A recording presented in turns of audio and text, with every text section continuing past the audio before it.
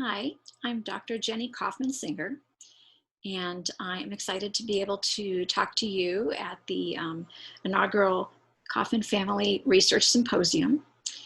I'll tell you a little bit about my background and some of my memories of working with my famous family members, the Kaufmans. So I graduated with a PhD in clinical psychology in 1995.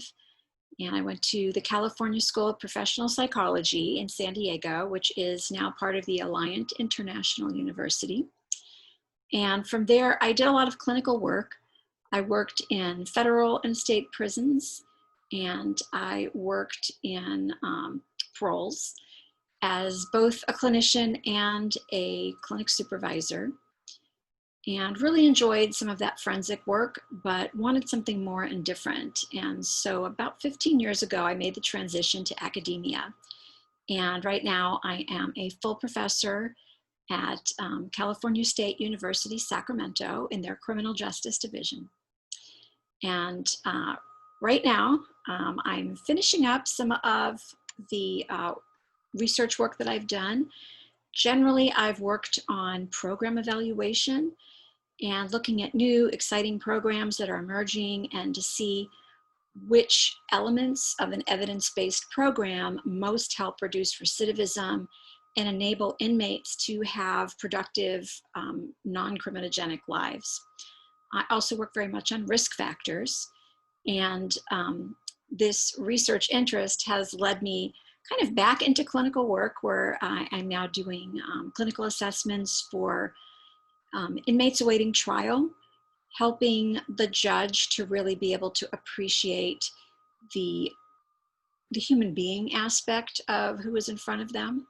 I also do developmental assessments and cognitive assessments, and work primarily clinically with UC Davis students, faculty, and staff, an area I really love.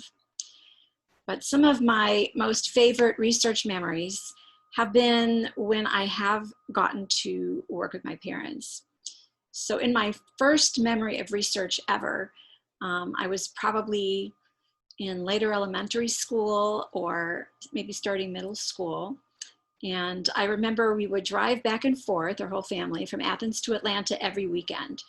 And so that the family, mainly my mother, could enjoy kind of a big city mall. And so I was stuck in the back with, a small car and two brothers. My youngest brother, James, would look out the window and mainly hum and sing for the entire ride. And my other brother would find new and different ways to irritate me during the ride. And so lots of times I would kind of listen to what was going on in the front of the car. And my parents would be talking about ways to basically create a new test. It was when they were starting to create the KABC. And they both were at the University of Georgia, and both of them had a shared passion for helping children and leading their way in a field that focused on measuring cognitive abilities and helping teachers to understand how best to teach and remediate any underlying problems. My mother, the neuropsychologist who specialized in learning disabilities, human behavior and learning, the consummate clinician and researcher, she offered behavioral and emotional information and perspectives regarding cognitive abilities, while my father, the statistician researcher and the psychometric intelligence theorist, illuminated ideas that would best underlie new and exciting methods to measure the individual strengths and weaknesses. The two of them would approach a problem from opposite ends of the spectrum, combining their own strengths to create a radically new and oddly controversial cognitive assessment instrument, starting with the KABC. And then they, with the rest of their tests and the use of theory, they really started almost an assessment revolution where they moved the field to a new place where not only was the goal to diagnose, but also to help increase students' abilities to learn using their strengths and the teacher's ability to teach to those strengths. When I ended up deciding to go into clinical psychology, I kind of paid a little bit of the price for being so close to my parents when they were creating the test. And so I was sitting in one of my first classes, the first semester, and I was taking advanced statistics. And so in front of the entire class, my statistics professor asked me, "Hey, can you please describe what statistical methods were used when your parents were standardizing the KABC?" And I was like, what? I had no idea. I listened to all of those conversations, but didn't have a very clear understanding. And so I had to admit to everyone that I had no clue. And then later on, when people realized, wait a second, your parents are the Kaufmans, and we're learning the KABC, and 2 of our texts were written by your father. And so they decided that they were going to call me for any questions that they might have on anything to do with intelligence testing. And so I would have lots of people calling me in the evening and ask me their questions. And I would have the same thing to say to everyone. I would say, let me get back to you. And so I would frantically call my father, who would make time to answer my question and let me know what exact page and possibly even the paragraph where my answer lay. And so I would then read and listen to what he had to say and take notes. And then I would call back whoever had called and give them the answer. So it was anxiety provoking, but since teaching is actually a great way of learning, it ended up being a real benefit to me. And with my father, my strongest memory of working with my father was when he was the unofficial chair of my dissertation committee. I had a very confusing dissertation topic for me, and I had to learn how to do things like computer coding. I had to learn how to put electrodes all over my subject's scalps. And I had to understand some pretty complex theories of evoked potential brain waves and intelligence. And so I used my parents' test, an adult intelligence test, the CATE. And my dad agreed to really helped me a lot. And so he had his own graduate students, but he spent all the time with me. And I had a chair who knew the topic very well, and he helped me with content, but not writing. And so I would get back every draft with literally read on every page, which was amazing because he corrected every grammatical mistake, every APA style error. And I had no background in APA style and was just learning it. And it was really intensely helpful. And so I even felt calm going to my oral defense, even though it caught up with me later, all the anxiety. But I did really well. I felt like I had a quality product, even though I was so confused for so much of it. And the nice part was that because my parents were both faculty at CSPP at the time, they were able to be in my, my exit seminar or my oral defense. And so one of my highlight moments of my life was when my mother came up to me afterward and she said to me, "I always knew you were smart, but I had no idea how smart until today." And it really made all the anxious parts seem worthwhile. Now, when I decided to go from clinical work to an academic career, I was in an adjacent career to my family as a forensic psychologist who worked in a criminal justice program.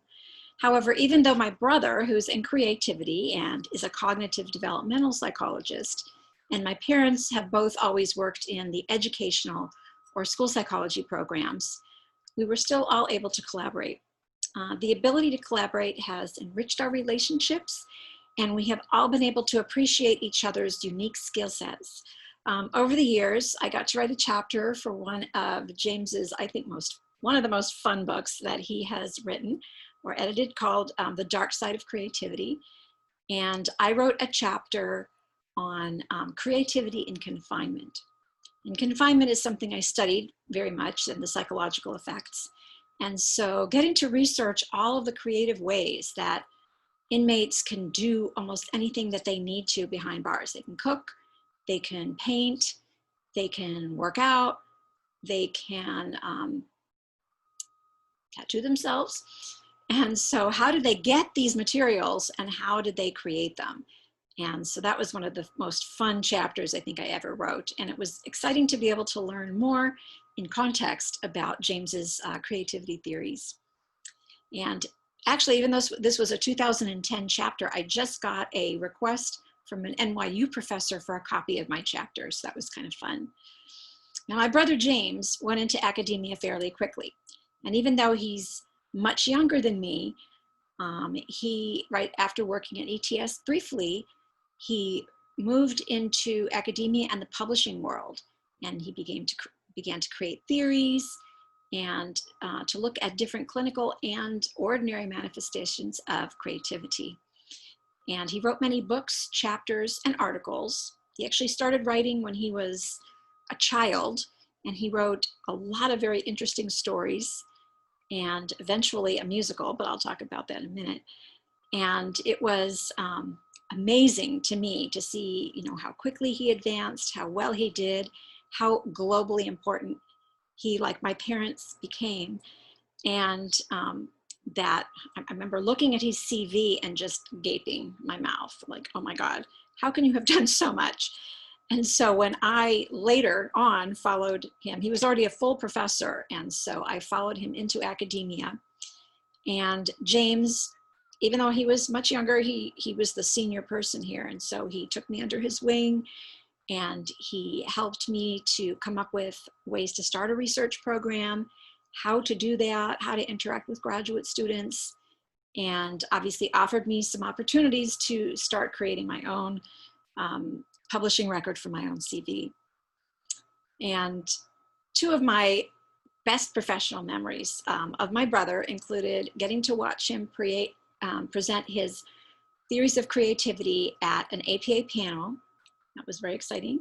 And then even better, getting to go to his off-Broadway production of his new musical where he wrote the libretto for a mental health mystery musical, Discovering Magenta. And sitting in that audience as a lover of musicals and getting to watch my brother's creative work on the stage was really outstanding. And certainly he always did appreciate music. I also have gotten to work with my father. We've written articles and chapters together, and the last chapter we wrote was, we actually created some self-report measures using standardization data from the WISC-5, and we wrote a chapter on juvenile risk and juvenile delinquency. And that was really exciting for me to get to put my criminal theories and work with juvenile offenders and information about risk into this intelligence chapter. And creating these two self-report measures was really exciting.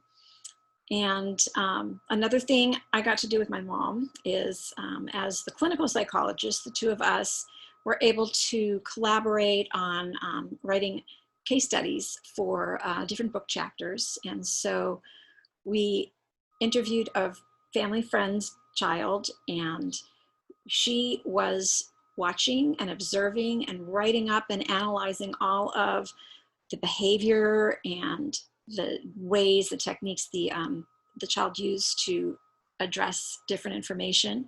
And we now have a joint case study in another textbook, which was very exciting to just get to work together on a professional level. And so it's super important to me and really fun and exciting that I got to connect with my family on a professional level and really see what we all could do together. Thank you.